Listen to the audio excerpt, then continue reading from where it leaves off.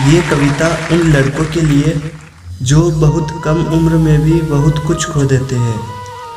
पढ़ाई के कारण जब वे दूसरे शहरों में रहने जाते हैं तो वहाँ की हवा, पानी, लोग, वातावरण सब कुछ बदल जाता है, तो उन्हें इन सब में घुलने मिलने में समय लगता है।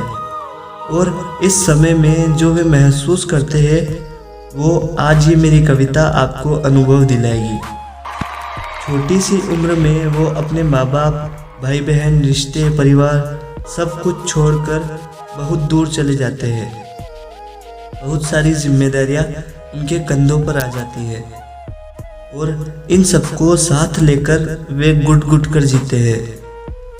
पढ़ाई के बाद नौकरी, जिंदगी भर वे चंद पैसे कमाने की खातिर अपनों से दूर रहते हैं और एक छोटा सा घर बनाने में भी उनकी पूरी जिंदगी भी कम पड़ जाती है।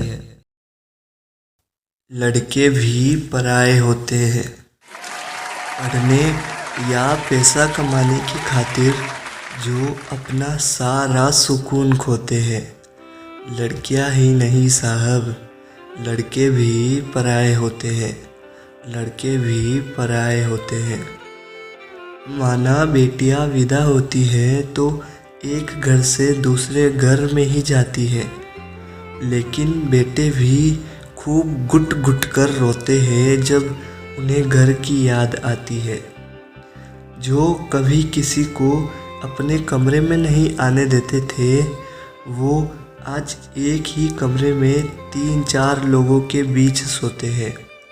लड़कियां ही नहीं साहब, लड़के भी पराये होते हैं, लड़के भी पराये होते हैं। माँ के लाडले और घर के चहेते किसी की गालियाँ भी अब चुपचाप सुन लेते हैं।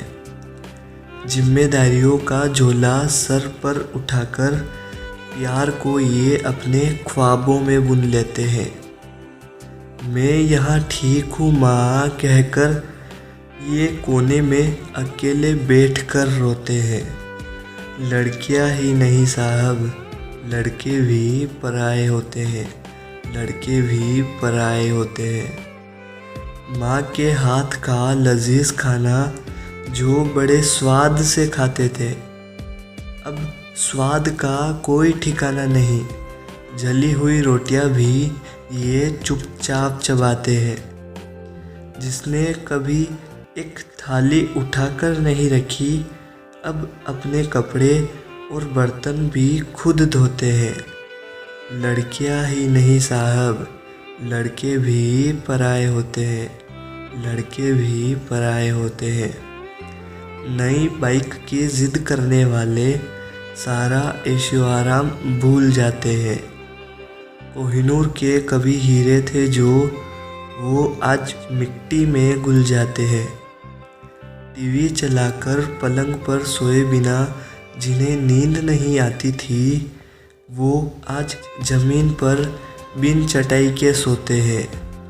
लड़कियां ही नहीं साहब, लड़के भी पराये होते हैं, लड़के भी पराये होते हैं।